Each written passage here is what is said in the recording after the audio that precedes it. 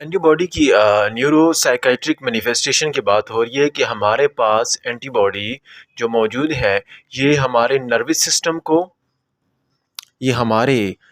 System को जो हमारा सेंट्रल नर्वस सिस्टम है और इसके साथ जो हमारा पेरिफेरल नर्वस सिस्टम है इसको कैसे इफ़ेक्ट करते हैं।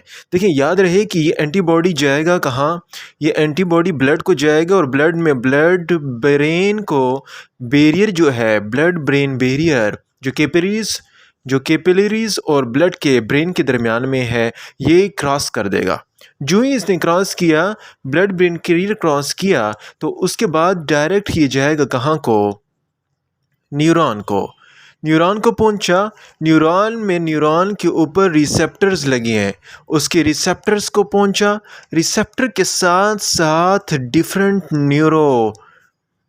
न्यूरो ट्रांसमीटर्स हैं जो क्या होंगे, सीक्रेट। तो ये ब्रेन से न्यूरॉन के रिसेप्टर से होते हुए न्यूरोट्रांसमीटर तक पहुंच जाएगा और न्यूरोट्रांसमीटर तक होने के साथ उनकी एक्टिविटी को क्या करेगा, उनकी एक्टिविटी को मॉड्यूलेट करेगा या डिस्टर्ब करेगा। तो उससे हमारे पास जो क्लिनिकल मैनिफेस्टेशन, क्लिनिकल सिनारियो जो कंडीशन आएगी वो है central nervous system abnormalities create हो जाएंगी।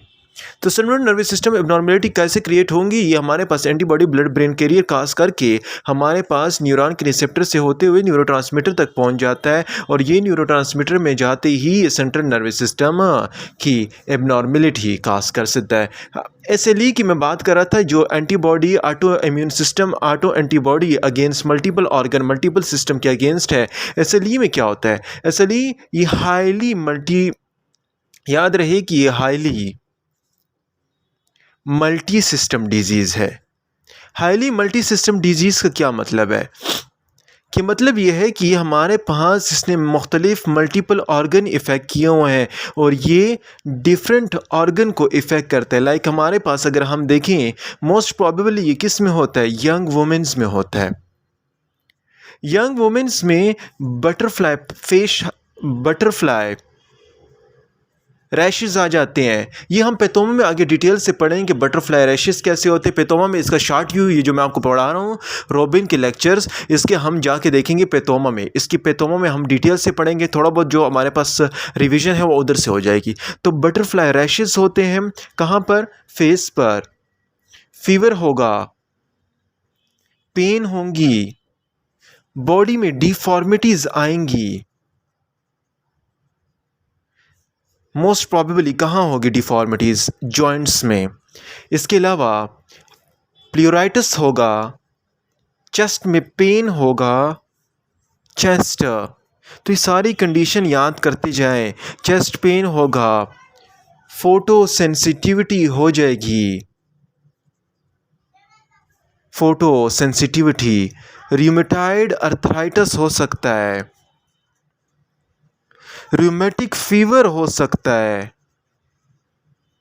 और इसके साथ हमारे पास रीनल इन्वॉल्वमेंट भी हो जाएगी। तो इसलिए हाई मल्टीपल सिस्टम डिजीज़ है और ये यंग वुमेन में होता है। इसमें जितनी भी क्लिनिकल सिनारियो आते हैं, बटरफ्लाई रैशेस हो जाएगा, फेस, फीवर, पेन और डिफॉर्मिटीज़ जॉइंट्स में होंगी, प्लूराइटिस हो सकता है, फोटोसेंसिटिविटी हो सकता है, इसके साथ प्लूराइटिस के साथ साथ रिमेटाइटिक फीवर भी हो सकता है और रीनल इन्वॉल्वमेंट भी इसमें हो सकती है। हम पढ़ रहे थे इम्यून कॉम्प्लेक्स के बारे में, जो हमने पढ़ा था इम्यून कॉम्प्लेक्स जो ही बनता है, इम्यून कॉम्प्लेक्स बनने के साथ वो डिपोजिशन भी हो जाती है। लेकिन इम्यून कॉम्प्लेक्स याद रखें कि हमारे पास इम्यून कॉम्प्लेक्स हमारे पास कॉम्प्लीमेंट सिस्टम को क्या करता है, एक्टिवेट करता है।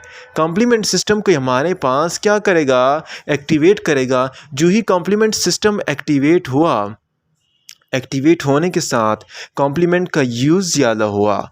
जब इसका यूज़ ज़्यादा हुआ तो हमारी बॉडी में क्या होगी, हाइपो कॉम्प्लीमेंटिया। हाइपोकम्प्लीमेंटिया किस कंडीशन में होती है, इम्यून कॉम्प्लेक्स जो टाइप 3 से हाइपर सेंसिटिविटी है उसमें हाइपोकम्प्लीमेंटिया हो जाती है। क्यों, क्योंकि कॉम्प्लीमेंट सिस्टम वो एक्टिवेट हो रहा है, वो यूटिलाइज हो रहा है, वो यूज़ हो रहा है। तो इस कंडीशन में हाइपोकम्प्लीमेंटिया हो जाएगी। नेक्स्ट जो हमारे पास सिस्टेमिक लूपस एरिथेमेटोसिस में है उसका नाम है डिस्क क्रोनिक डिस्क ल्यूपस या क्रोनिक डिस्कॉइड ल्यूपस इरिथेमेटोसिस। तो क्रोनिक डिस्कॉइड ल्यूपस इरिथेमेटोसिस में क्या होता है? ये हमारे पास वैसे ही सिस्टमिक एबनॉर्मेलिटी है जिस तरह के हमारे पास एसएलई थी, और लेकिन इसमें सिस्टमिक एबनॉर्मेलिटीज़ आती हैं इसमें, और लेकिन इसमें हमारे पास मोस्ट प्रॉबेबली जो मैनिफेस्टेशन आती हैं वो कौन सी आती हैं? स्किन की आ जाती है। स्किन आपका क्या होगा? स्किन आपका प्लेक होगा, फेस पे स्काल्प आ जाएंगे,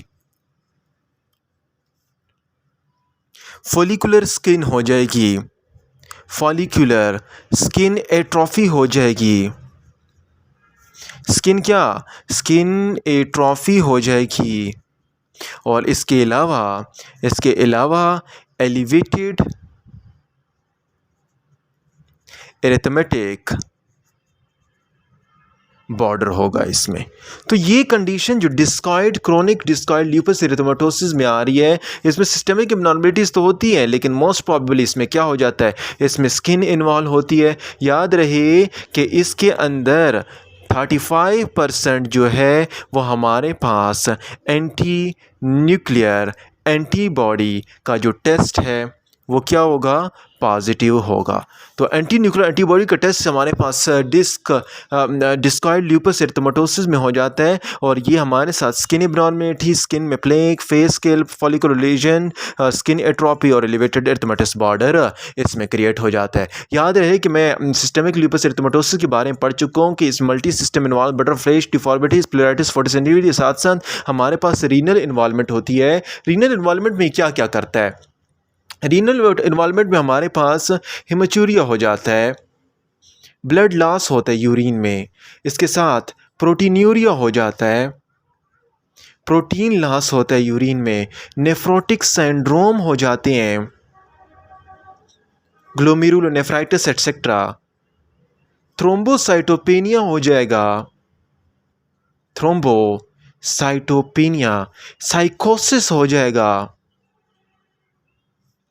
कोरोनरी डिजीज हो जाएगा, कोरोनरी आर्टरी डिजीज़, इसके अलावा हमारे पास एनीमिया हो जाएगा। तो ये सारी कंडीशन, रीनल इन्वॉल्वमेंट भी होगी, थ्रोम्बोसाइटोपेनिया, साइकोसिस, क्रोनिक आर्टरी डिजीज़, किस में? ये एसएलई की मैं बात कर रहा हूँ, एसएलई में होगा। तो यहाँ पर आपने क्या देना है? यहाँ पर आपने ये देना है, डायरेक्ट क्या करना है? आपने जल्दी से जल्दी हो सके आपने इस पर्सन को इम्यूनो सप्रेसिव ड्रग्स देने हैं। इम्यूनो सप्रेसिव ड्रग क्यों देने? ताकि इम्यून सप्रेशन हो जाए, एंटीबॉडी जो नॉर्मल हमारे कम सेल्फ एंटीजन के अगेंस्ट है वो हमारे पास क्या हो? ख़त्म हो। तो यहाँ तक हमने क्या पढ़ा है? यहाँ तक हमने न्यूरोसाइकेटिक मैनिफेस्टेशन के बारे में पढ़ा है कि एंटीबॉडी कैसे हमारे पास न्यूरोसाइकेटिक मैनिफेस्टेशन काज करता है, और कैसे हमारे पास यहाँ पर न्यूरोलॉजिकल एबनॉर्मलिटीज, सीएनएस एबनॉर्मलिटीज काज कर देता है, डिपोजिशन हो जाती है, जो ही इम्यून कॉम्प्लेक्स की डिपोजिशन हो जाती है वो हाइपोकॉम्प्लीमेंटिया काज कर देता है, और यहाँ पर कॉम्प्लीमेंट्री के साथ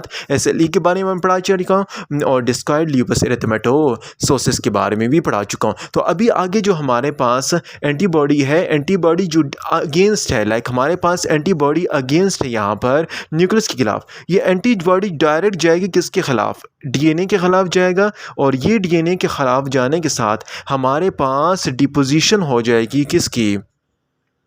डिपोजिशन होगी इसी एंटीबॉडी की। लाइक हमारे पास एंटीबॉडी में अगर कोई भी इम्यूनोग्लोबुलिन आता है या कुछ भी आता है उसकी, और C3 की कॉम्प्लीमेंट जो है, जो एक्टिवेट हुए हैं, एंटीबॉडी और कॉम्प्लीमेंट की डिपोजिशन हो जाएगी कहाँ पर?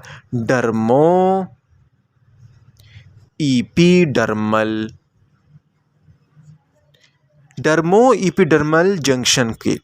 तो डर्मो इपिडर्मल जंक्शन में हमारे पास एंटीबॉडी और C3 की क्या हो जाएगी? डिपोजिशन हो जाएगी। तो ये सारी कंडीशन हमारे पास ऑटो इम्यून में आती हैं। तो अभी आगे हम पढ़ते हैं सब एक्यूट क्यूटेनियस लूपस एरिथेमेटोसिस किसे कहते हैं, ड्रग इंड्यूस लूपस एरिथेमेटोसिस किसे कहते हैं, रूमेटॉइड अर्थराइटिस किसे कहा जाता है, रूमेटॉइड अर्थराइटिस किसे, सिस्टेमिक स्क्लेरोसिस किसे कहा जाता है, उसकी पैथोजेनेसिस क्या है, जीरोस्टोमिया क्या है, ऑटो इम्यून रिस्पॉन्स न्यूरॉन्स क्या है, ये सारे हम आगे नेक्स्ट टॉपिक में पढ़ते हैं। तो याद रहे ये जो मैं आपको पढ़ा रहा हूँ ये रोबन के लेक्चर हैं, और इसके बाद हम डायरेक्ट शॉर्ट कोर्स का पैथोमा के डायरेक्ट लेक्चर स्टार्ट करेंगे और वो इसका छोटा सा रिव्यू होगा।